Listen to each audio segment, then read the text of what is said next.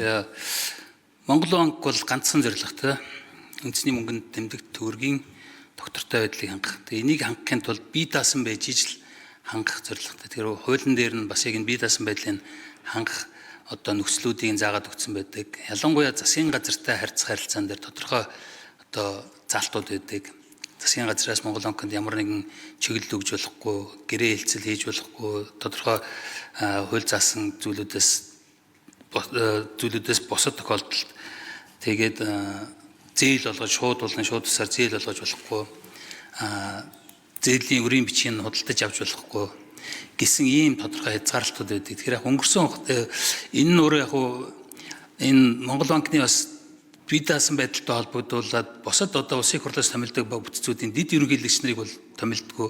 Монгол банкны л дэд ерөнхийлөгч нарыг томилдог. Тэгэхээр өөрөөр хэлбэл энэ бас бие даасан байдлыг хангах ийм зорилгоор энийг хийдэг байхаа гэж боддог. Тэгэхээр энэтэй холбоотойгоор энэ бие даасан байдал одоо ер нь бол сүүлийн жилүүд бас алдагдаад байгаа. Одоо өнгөрсөн хугацаанд бид нар зүгээр тоо хараад үзвэл үн докторж болох хөтөлбөр гэдэг энэ төсвийн квази одоо энэ төсвийн шинжтэй одоо төсөл хөтөлбөрүүдийг санхүүжүүлж ирсэн. Тэр яг шинэ ерөнхийлөгчийн хувьд бол бас энэ дээр одоо нэлээд хатуу байр суурь илэрхийлнэ гэж одоо байр суурь одоо яг хуулийн хүрээнд энэ бие даасан байдлаа хадгална гэдэг байр суурьд илэрхийлж ирсэн. Тэгээ энэ дээр яг энэтэй холбогдуулж нэг бүтц байгаа.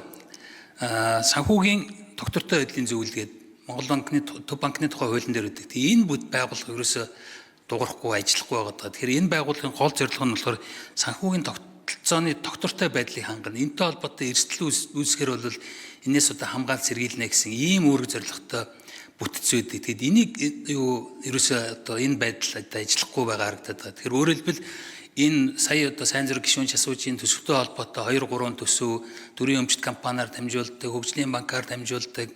Тэгээ дээр нь бүр ингээд дахиад сая тусад нь гадаад зээлийн ашиглалтыг сайжруулах гэж жишээлбэл хууль ингээд баталж байна. Бие даасан байх ёстой бүтцүүд нь өөрөө Монгол банкны ийм одоо өмнөх хугацаанд төсвийн шинжтэй үйл ажиллагаанууд ингээд санхүүжүүлээд хөтөлбөрүүдийг засгийн газартайгаа нийлээд яасан. Монгол банкны ерөнхийлөгч нь бараг бүх засгийн газрын хуралдаан шахуу ингээд засгийн газрын гишүүн шиг ингээд мэдээлэл сонсоод байж идэг. Гэх мэтлэнгээр энэ санхүүгийн тогтолцоо маань өөрөө бие даасан байх ёстой бүтцүүд маань хоорондоо холилдоод байгаа учраас энэ тодорхой хэмжээний эрсдэл үүсчихэд байна гэж хараад байгаа. Тэгэхээр энэ доктортой байдлын зөвлөлийн талаар одоо энийг одоо яаж ажиллах ёстой, энэ бүтц ажиллах шаардлага байгаа хэсэг талаар Монгол банкны ерөнхийлөгч болон тэргүүн дэд ерөнхийлөгч нараас байр суурийг сонсё. Баярлалаа. За наран зөвхт ерөнхийлөгч хариулъя. За инх төвшин гишүүний асуултанд хариулъя. Та маш чухал асуудлыг олж харсан байна. Энэ бол санхүүгийн доктортой байдал, макро орчны доктортой байдал бол Монгол улсын урт хугацааны доктортой хөгжлийн үндсэн суурь. За энийг хангах нэг механизм бол санхүүгийн доктортой байдлын зөвлөл байгаа юм.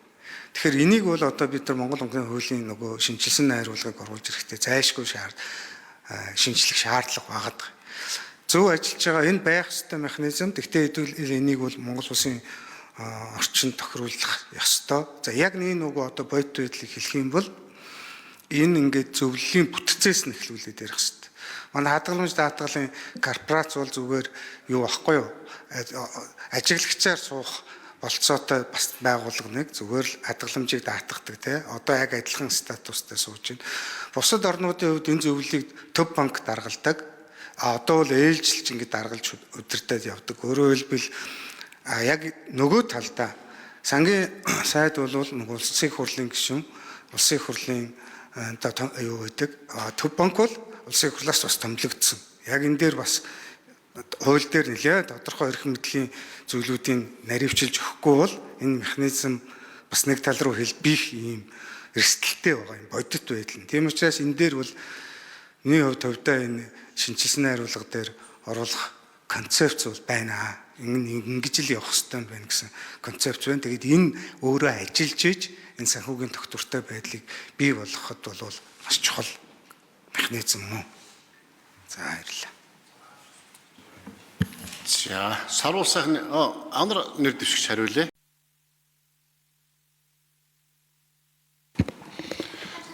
За инх төвшин гишүүний асуултанд хариулъя. Санхүүгийн доктортой байдлын зөвлөл бол одоо Монгол банк, сангийн яам, санхүүгийн зохицуулахаараа хадгаламжийн даатгатын корпорац гэсэн үндсэн 4 одоо гишүүнчлэлтэй санхүүгийн доктортой байдлын зөвлөл бол үйл ажиллагаа явуулж байгаа. Яг уу миний одоо зүгээс миний харж байгаагаар бол энэ бол нэлээд тийм идэвхтэй ажиллах хэрэгтэй. Монгол улс санхүүгийн зах зээл дээр санхүүгийн байдалд янз янзын одоо юу гэдэг эрсдэл үүсгэхээс өмнө эрсдэлтэй үйл ажиллагаа болох ч гэх юм одоо тэрнээс өмнө бид нар энэ дээр бол нэлээд тийм идэвхтэй ажиллах хэрэгтэй байх гэж үзэж байгаа. Бас ерөнхийлөгч сая дурдлаа гишүүнчлийн үед бас өөрчлөх шаардлага байгаа юу гэвэл бас байгаа юм шиг байна. Төв банкны одоо бүтцийн үед сая наран зөвхөн ерөнхийлөгч ирснээр газар хэлцүүдийг нэлээд өөрчилсөн. Энэ дотор бол санхүүгийн доктортой байдлын газар гэж тусгаалсан газар, бодлогын газар бий болгосон. Энэ дотор нь ногоон зээл гэхэд макро потенциал гэсэн одоо энэ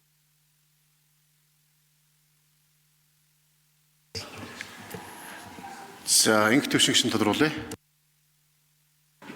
За баярлалаа.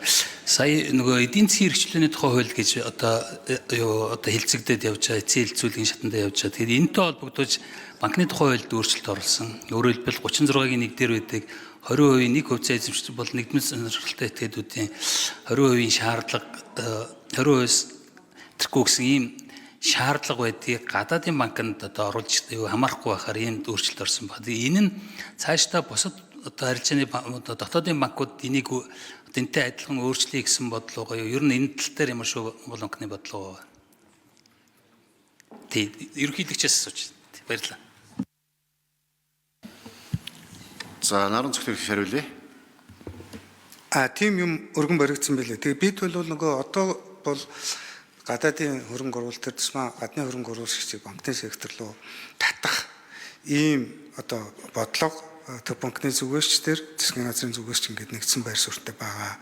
Тэгээ яг нөгөө тандах судалгаа гэдэг шиг гадны хөрөнгө оруулагчтай нэлээ уулзаж ингээд явхад бол банк өөрөө энэ регуляц их өндөртөө, зардал өндөртөө ийм бизнес учраас энэ дээр ингээд гадны зах зээл рүү жижиг хувьцаа эзэмшигчээр оролцох хан бол эрсдэлтэй гэж үздэг ийм байр суурьуд нэлээд гарсан учраас ерөн зүгээр бид нар стратегийн хөрөнгө оруулагч татъя гэвэл тодорхой банк тодорхой хөрөнгө оруулалт дээр бол ядаж нөгөө 51% дээр байх ёстой байна гэж үзээд банкны тухай хууль дээр өгсөн санал бол одоо 51% хүртэл системийн банкын болохоор 34% хүртэл гэдэг ийм өөрчлөлтөө оруулаад явсан.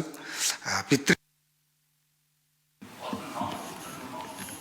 За зочин танилцуулъя. Дархан уул аймгийн Хонгор сумын ерөнхий боловсролын сургуулийн 1986 оны төгсөгчид улсын их хурлын үйл ажиллагаа төрийн ордонтой танилцж байна. Улсын их хурлын үйл ажиллагаа танилцж байгаа та бүхэндээ төгсөгчдөө улсын их хурлын нийт гишүүдийн нэрийн өмнөс эрүүлийн хаз жаргал сайн сайхан мөн төгсөөрөөё. Манай Отгонбаяр гишүүний найз нар ах эгч нар юм шиг байна те.